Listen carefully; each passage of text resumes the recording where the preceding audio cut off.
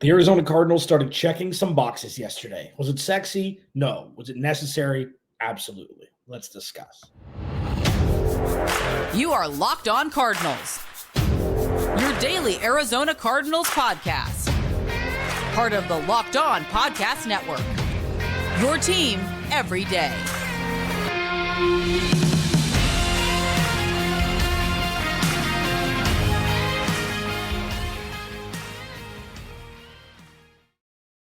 Welcome in, Locked On Cardinals. Alex Clancy here. Follow me on Twitter, Clancy's Corner. Follow the podcast at Locked On AZ Cards. Actually, I need to change that for now. Follow me at Locked On AZ Cards. My personal Twitter account is still locked out. Hoping to get it back sometime this millennium. But yeah, I'm using at Locked On AZ Cards as my own instead of just starting a new one.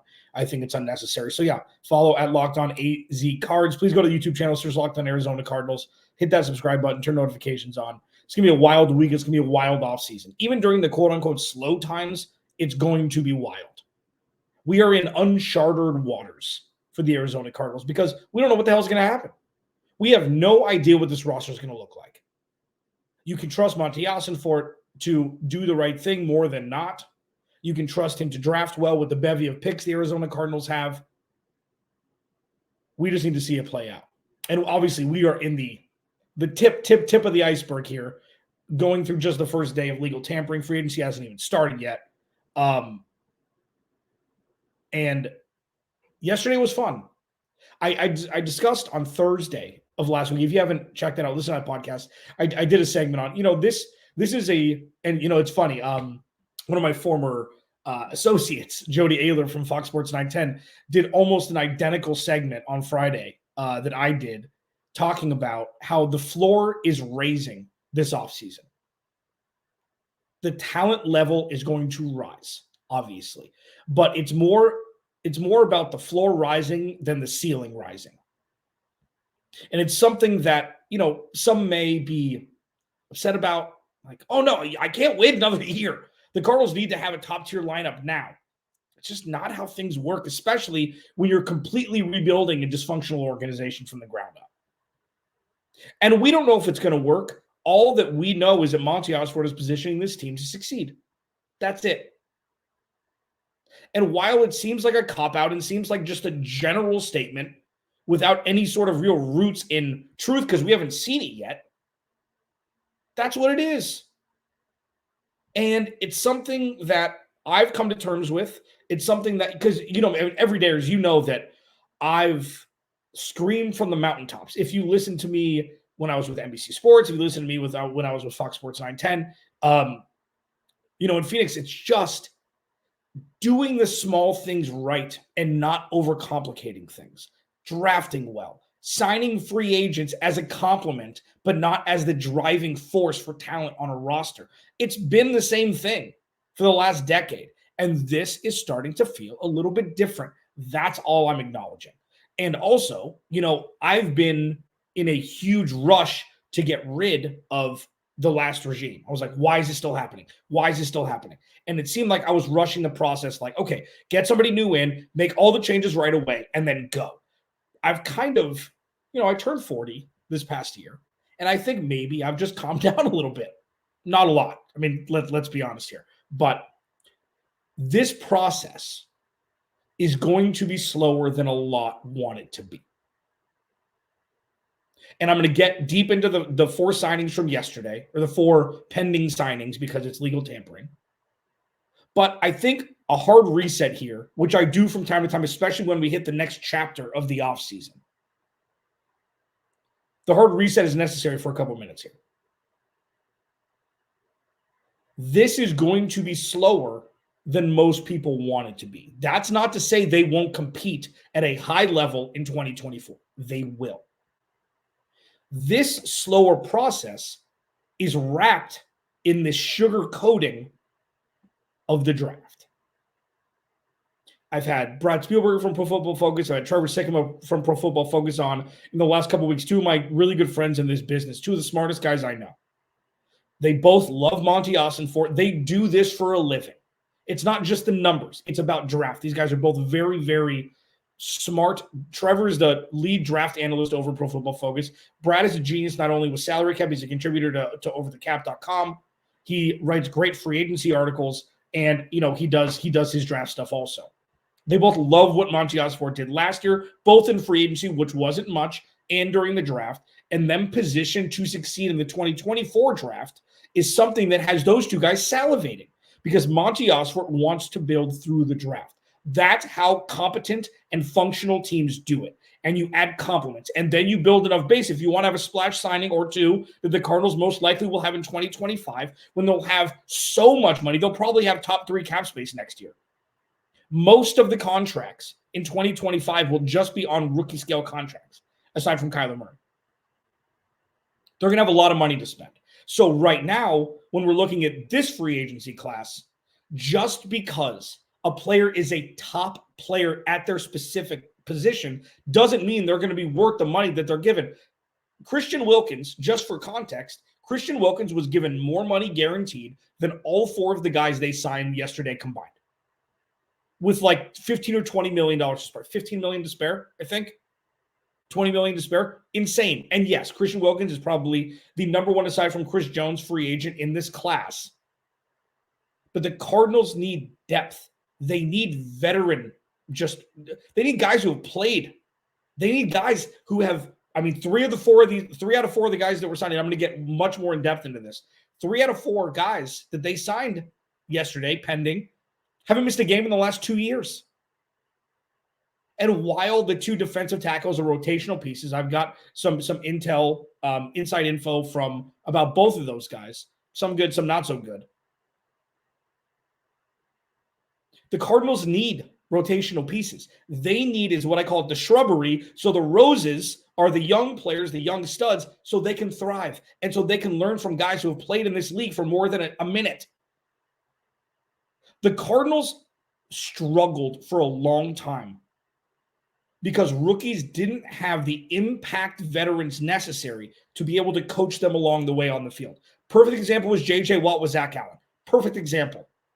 J.J. Watt comes in, immediate impact on Zach Allen. Immediate. Zach Allen has a career year and he got paid in Denver. That's the example that the Cardinals don't have. So these guys don't have to be world beaters. Bringing back LJ Collier, I think, is a very savvy move. I said that was one of the guys they must bring back. It was low impact, potentially high reward, but very low impact on salary, etc. But he showed flashes in the preseason, and then he got hurt in week 1, and then that was it for the year for him. So while this seems mundane, I've been waiting a long time to say this. This is the Cardinals eating their vegetables. Everydayers, the Cardinals under Steve Keim never ate their vegetables. At least your first listen to Locked On Cardinals. Get used to the eat your vegetables mantra. The Cardinals never ate their vegetables, and now they are. It's boring, but guess what? It lowers your cholesterol, I think. It makes you healthier. It keeps your equilibrium in place. So again, while yesterday seemed boring, and while the massive impact players all went elsewhere, there's still some today. There will be, heaven forbid, it's past the first day of legal tampering that impact things can happen. The Cardinals did what they needed to do in an effort to continue to solidify the foundation of this team. Were they good signings? Were they bad signings? Let's discuss the money guaranteed, the years, the impact, the positions, what's next, all of that next. First off, this episode of Locked On Cardinals is brought to you by FanDuel. Right now, new customers get $200 in bonus bets with any winning $5 bet. That's $200 if your bet wins. Visit FanDuel.com/lockedon to get started. The Cardinals made 4 signings yesterday, or pending signings. Sean Murphy-Bunting, Bilal Nichols, Justin Jones, Mack Wilson. Do you know who they are? No? That's okay. I got you covered. Locked On Cardinals, your team every day. This episode of Locked On Cardinals is brought to you by FanDuel. Say goodbye to busted brackets because FanDuel lets you bet on every game of the tourney. Whether you're betting on a big upset or a 1 seed, it's time to go dancing on America's #1 sportsbook. Right now, new customers get $200 in bonus bets if your first bet wins. If your first $5 bet wins. That's $200 to use on point spreads, money lines. You can even pick who's going to win it all. Just visit FanDuel.com/lockedon and bet on college hoops until they cut down the nets. I mean, this NCAA tournament is going to be bonkers. Bonkers, bonkers, bonkers. There's no one team that's above and beyond better than everybody else. Gone are the days of the powerhouses in college basketball with NIL, with transfer portals and everything like that. I know it's crazier with football, but it's the same or close to it with college basketball. Again, new customers get $200 in bonus bets if your first $5 bet wins. That's $200 to use on point spreads, money lines, or even pick who's going to win it all. Visit FanDuel.com/lockedon and bet on college hoops until they cut down the nets.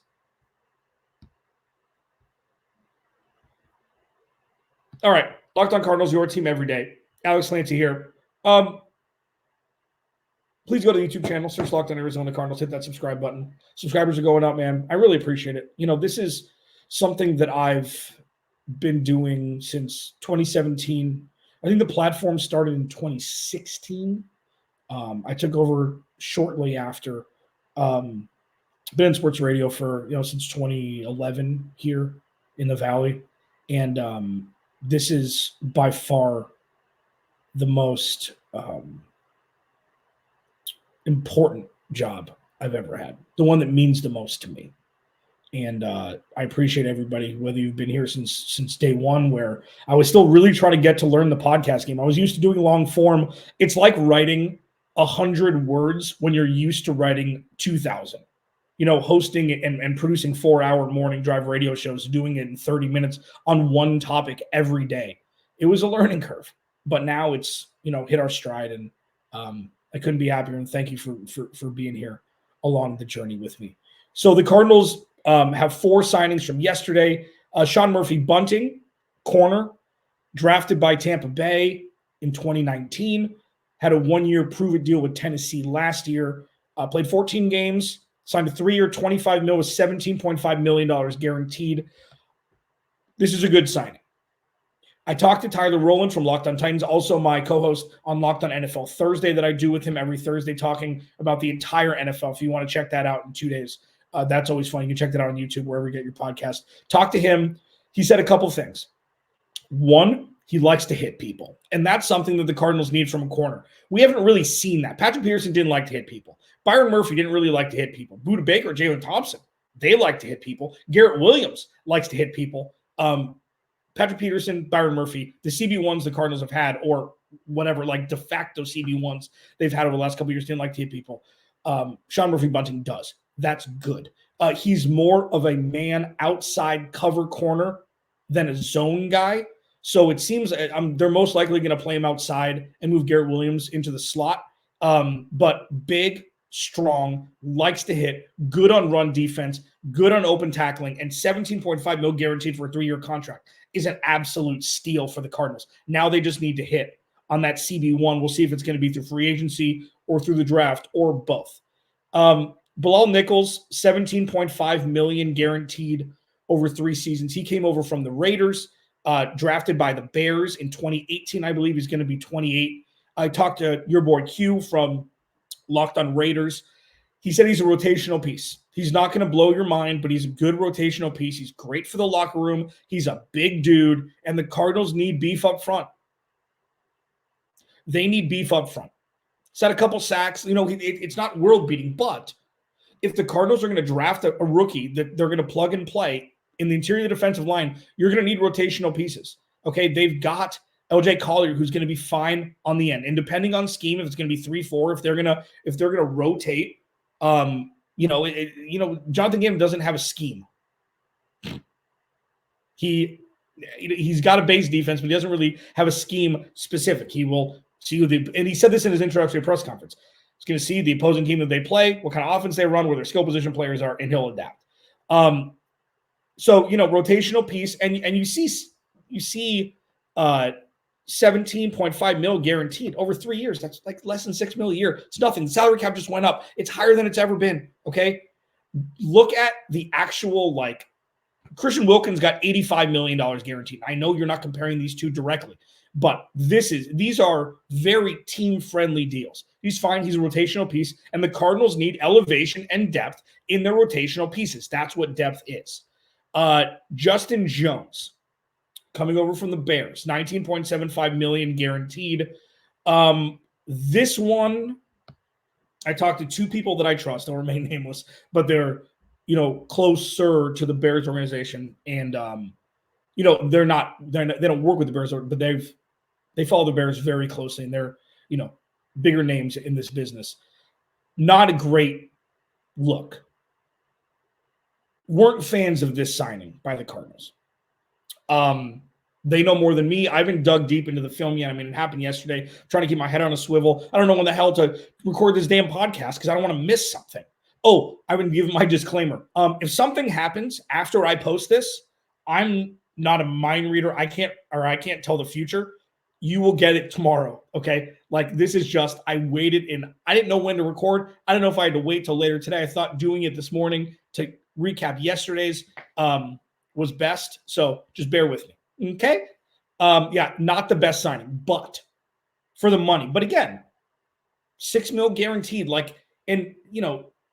The cap hits are very minimal. They need rotational pieces. The one thing that I heard from both guys when I asked about this signing was great locker room guy. Front office loves him. Team loves him. Coaches love him. Players love him. Everybody loves him. And that is, while not the most important, obviously, because the most important thing above all else, play on the field, the Cardinals need guys like this. Not to say they don't have them already. You can't have enough guys like this. And if he plays 40 or 50% of the snaps, they can bolster the depth.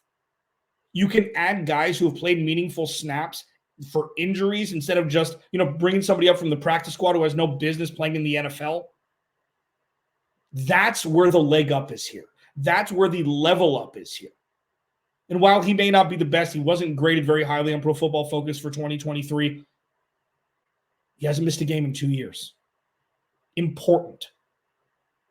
Okay? Not sexy, but great locker. And both of these guys that I talked to gushed about how much the locker room, coaching staff, front office loved him.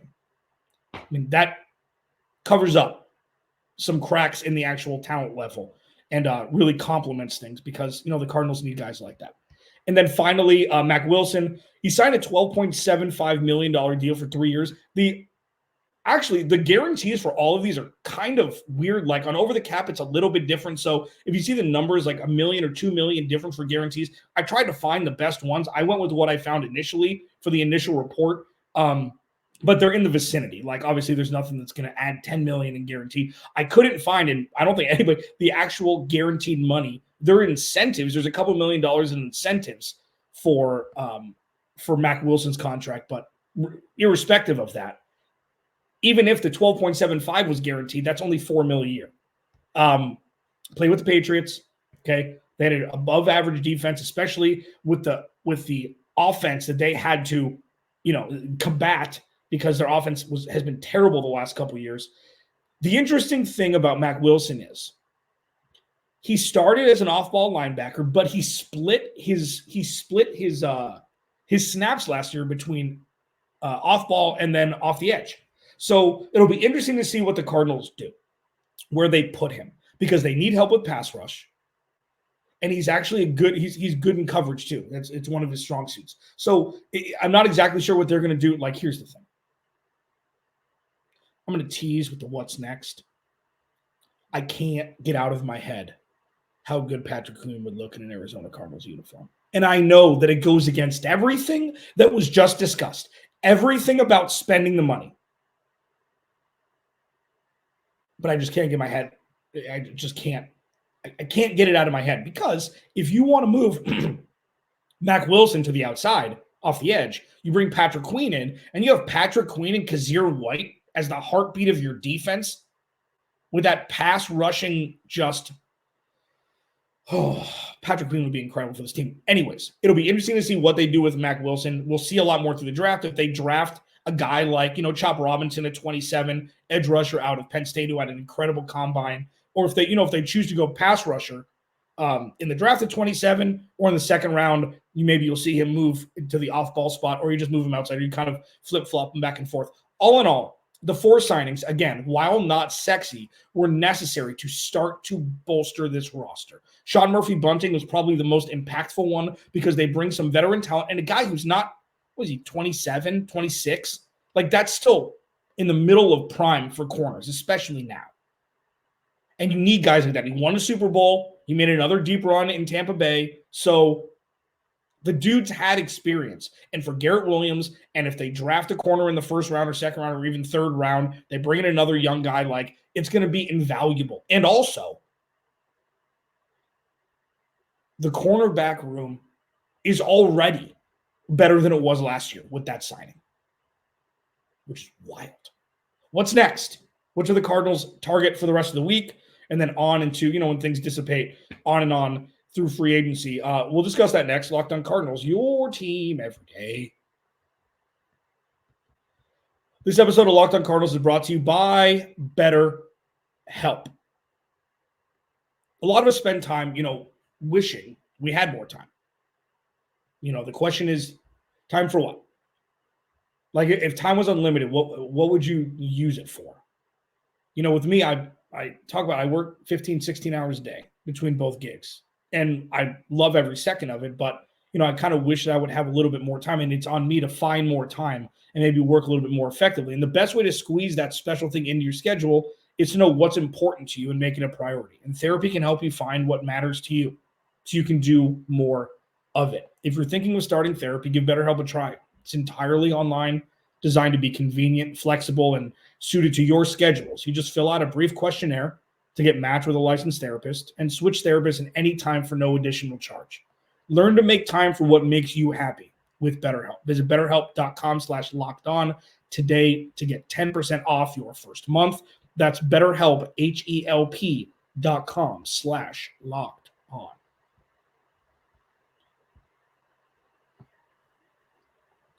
So, again, if the Cardinals sign somebody in the middle of this podcast, I ain't re-recording.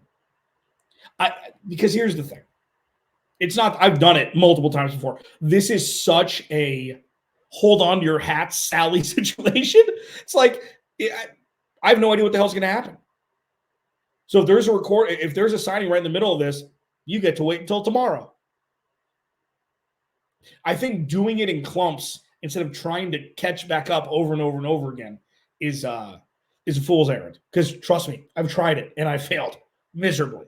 Locked On Cardinals, your team every day. Follow me on Twitter now at LockedOnAZCards.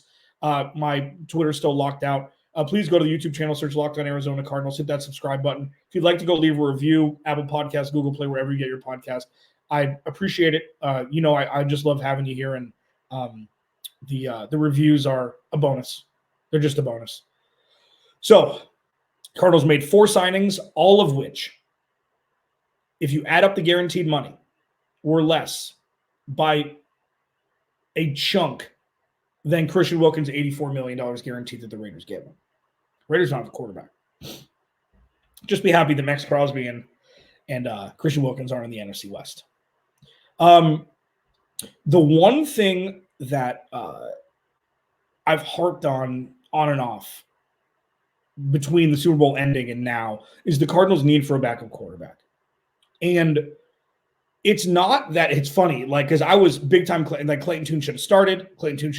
And, the Cleveland game isn't the best indicator. I mean, he was kind of sacrificial at that point. You didn't want Kyler Murray to start his first game against Myles Garrett in that defense. He never run the offense. He never started a game before. Everything was stacked against him. People were hurt. He had no chance. And I still think the Cardinals need to sign a veteran quarterback. And I did up until the last 2 days.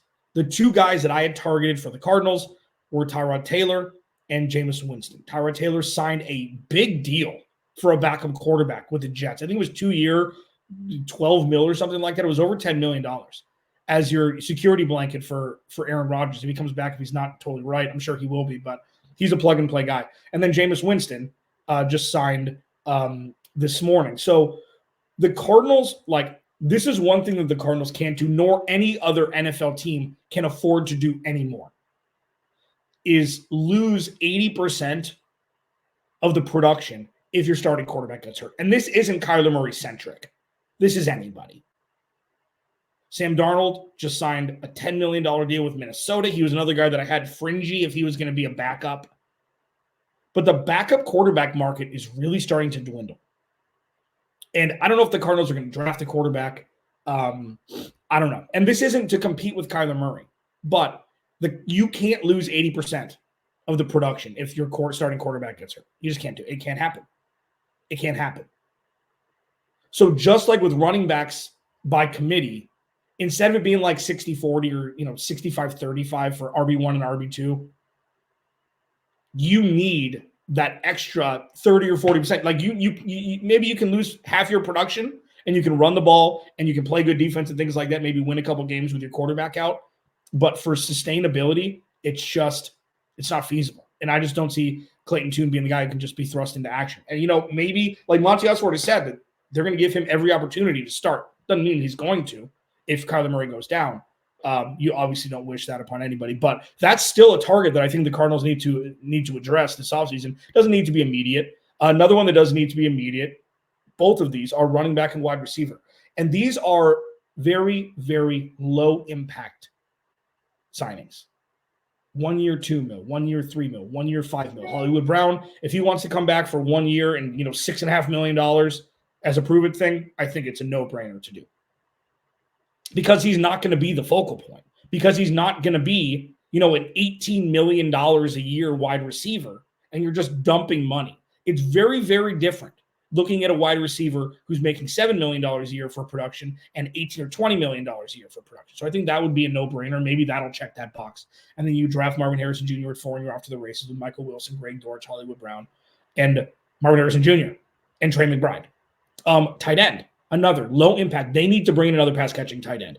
This, for the Cardinals, this is the theme for 2024. Depth in key positions. So if injuries do occur, you don't miss a massive step. Trey McBride goes down. What are they going to do for the tight end position? Mike Gesicki signed with Cincinnati this morning. That was another guy that I targeted. Like, that'd be perfect. Johnny Smith was another guy who signed elsewhere this offseason. I think he signed with Miami. So those are low impact, fill in, plug and play positions of need for the Cardinals. But immediately, they still need another corner. They still need a pass rusher. They still need a left guard and a left tackle. So I don't know what they're going to do, if it's going to be in the draft or otherwise. There are reports that Elijah Wilkinson's coming back. Very nice man. Played awful last year. Awfully. He should not be starting one game for the Arizona Cardinals in 2024. That shouldn't even be a question. So if they're going to draft Barton out of Duke and move him to left guard, and you're going to plug and play a guy and you're going to play him there, cool. If you need to start Kelvin Beachum at left tackle to start the season, I don't know what they're going to do, but this is not even close to over. And you're seeing, I discussed this multiple times, the reason why one of the biggest things, one of my biggest pushbacks against drafting Marvin Harrison Jr. at 4 is that the free agent offensive lineman market is ballooned every year. Guards are making $20 million a year now. Left tackles are making more if they hit free agency. And a lot of them don't work. Many, dare I say fringe most, don't pan out. So that's why drafting and developing offensive linemen to the draft is imperative. So what do they still need? With immediacy, offensive line, pass rush, another corner, and another pass rusher. And then on the back burner, backup quarterback, running back, wide receiver. And it could be Hollywood Brown. Maybe they'll wait for a while for the backup quarterback. And then, running back is fascinating because all the big names are off the board. Derrick Henry just signed. Obviously, the Cardinals weren't going to be tied to any of those players. But there are some bona fide RB2s that could be had for very cheap. One for me was Alexander Mattison, and I know he had a terrible year last year. He was a great backup running back to Dalvin Cook, and the Cardinals need a great backup running back. I don't know, maybe it'll be Michael Carter. He'll compete in camp, of course, but for the Michael Carter truthers, okay, we don't know. He played 10 minutes with the Cardinals. He scored, I think, 1 touchdown. He got very little work, and people who fall in love with production like that in a lost season got to think a little bit more rationally here. Alexander Mattison has put up multiple 100-yard games over his career.